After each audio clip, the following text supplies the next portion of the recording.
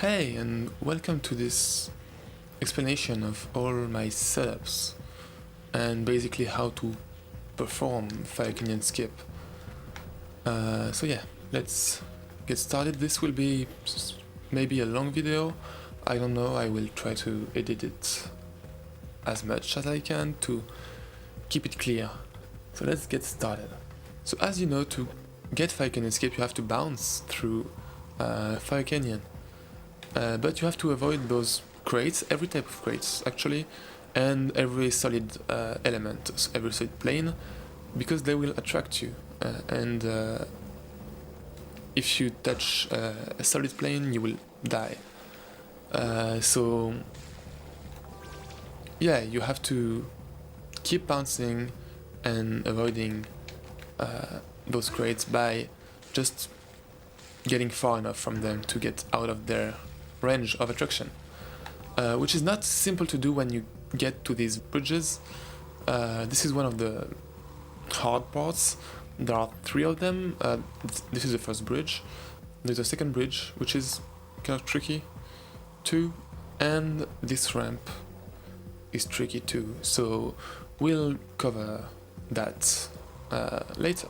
First of all, there is something to know about Fire Canyon Skip, is that when you bounce, when you are in an idle default bounce like this, you reach top speed faster if you go backwards.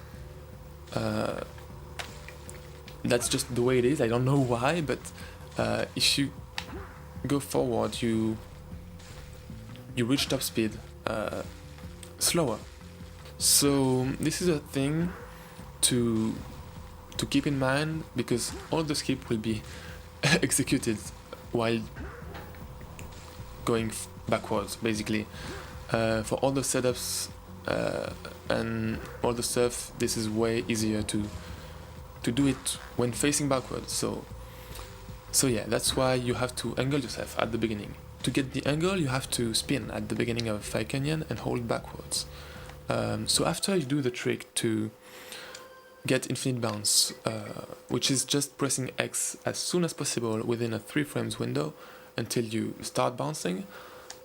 So you do this trick from a load and you start bouncing, and then you have to spin and hold backward and hold down, basically down right actually, to get the correct angle. It's not a precise angle. Just don't go too much to the left, because that will be harder for the third difficult part, which is the ramp. So as long as you keep this backwards kind of right position, it will be good, and then you can start bouncing through Fire Canyon. Before we start to go deep in the setups, there is something I need to mention, because it's kind of important for consistency. It's that all the setups have an idle bounce,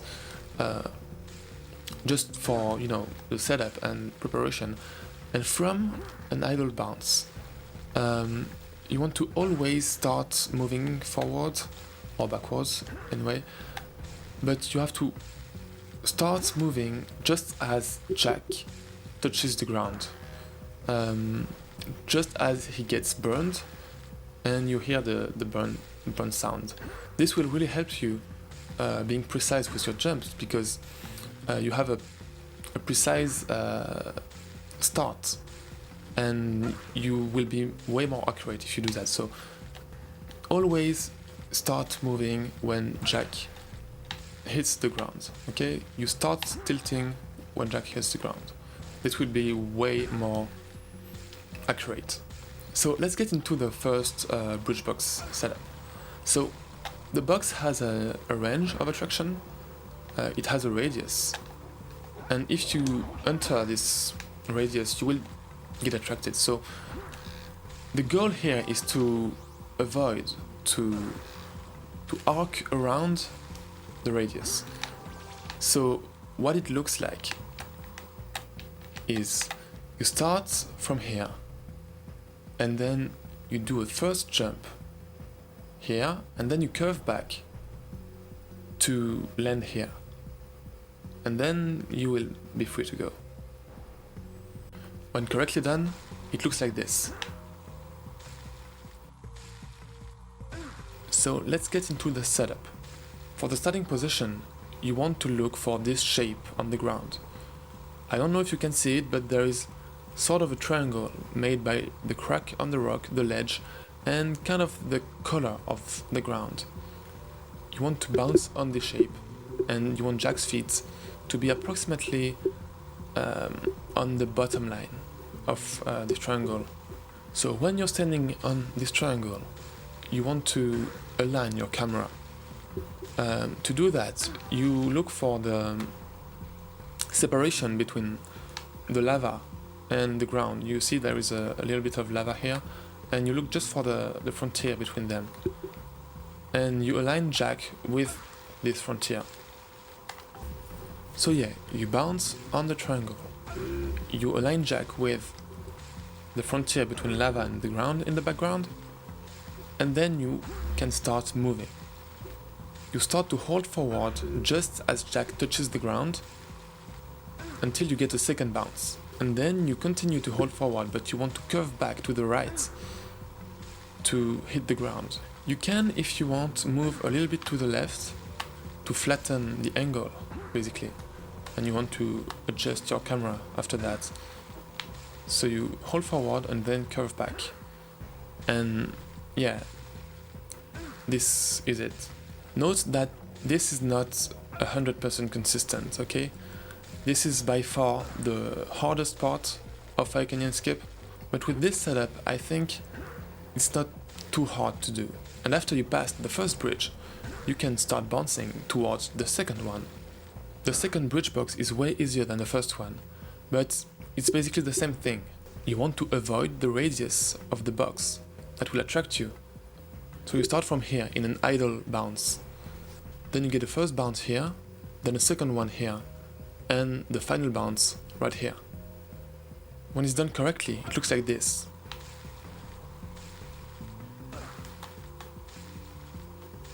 For the starting position, you want to look for these two rocks here and the gap between them.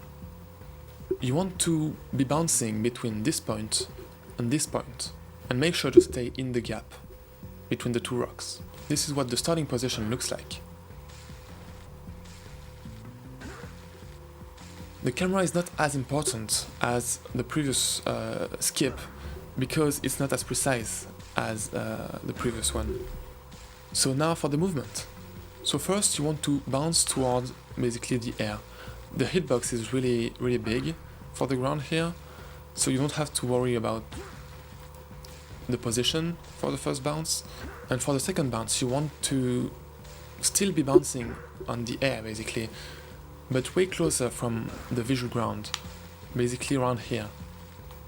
And for the third bounce, you just curve back to the ground while doing a slight camera pan to the right. I don't know if it helps, but I feel like it does. I don't know, it might be just psychological, but I feel like it helps. So, first bounce, second bounce, and then the curve back. Okay?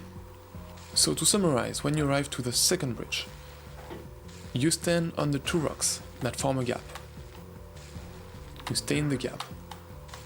And then you just hold forward in the air, closer from the ground, and then you curve back while doing a camera pan. Note that these three bounces are meant to be done at once. I stopped between them to explain them, but you will have to do them at once to get the trick. And then you arrive to the Precursor ramp, which is the third difficult part of the trick. So the ramp has a radius too that will attract you and kill you if you touch it. So to get past it, you have to stay against the cliff and do really precise jumps. You start from here, and then you bounce here, and then you get a second bounce here, and a third one here where you don't risk nothing anymore. This is what it looks like when it's done correctly.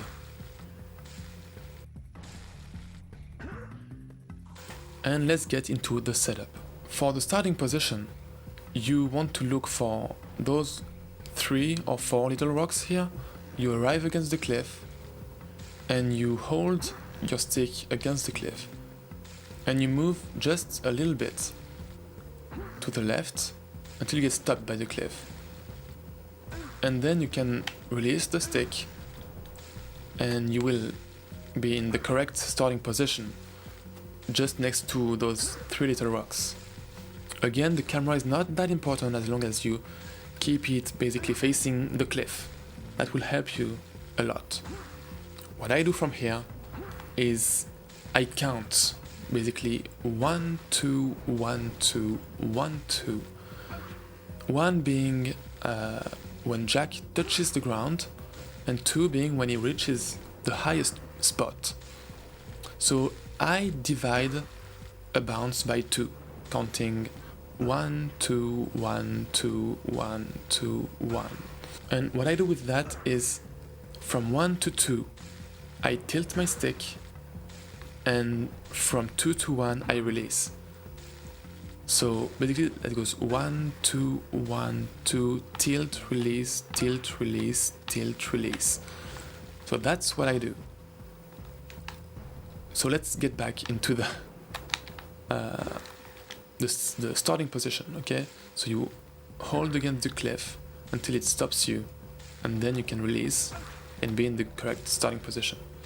So if you keep in mind the rhythm, the first bounce that you will be doing is a bounce completely to the left. You just hold left from 1 to 2. So it goes 1, 2, 1, 2, left, release. And you will get here. Okay, you just have one bounce until it just throws you on the ramp. Okay? And the next one is the same principle, but you just hold top left, so a diagonal, to reach a standing point here, where you can around here, where you can just bounce off and reach the safe spot. So I feel like there are 2 safe spots around here. There is a first one here, but it's further from the final safe spot that you want to reach. And there is another one around here. I don't know exactly where it is, but it's here. It's way closer from the safe spot, the final safe spot. And I feel like it's easier to reach to with my setup. So that's the one you will be looking for. So if we get back to the setup, you got the first bounce, and the second bounce is the same principle. From 1 to 2 you tilt the stick, and from 2 to 1 you release, but you go top left in a diagonal. So it goes left, release, top left, release, and yeah. I don't know if you saw where I bounced, it was around here.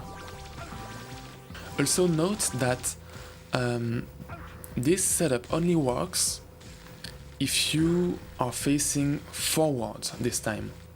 Of course, you will always be facing the cliff from the angle that you got at the beginning, but if you are too much facing the left at the beginning, then you might end up like this, facing a little bit too much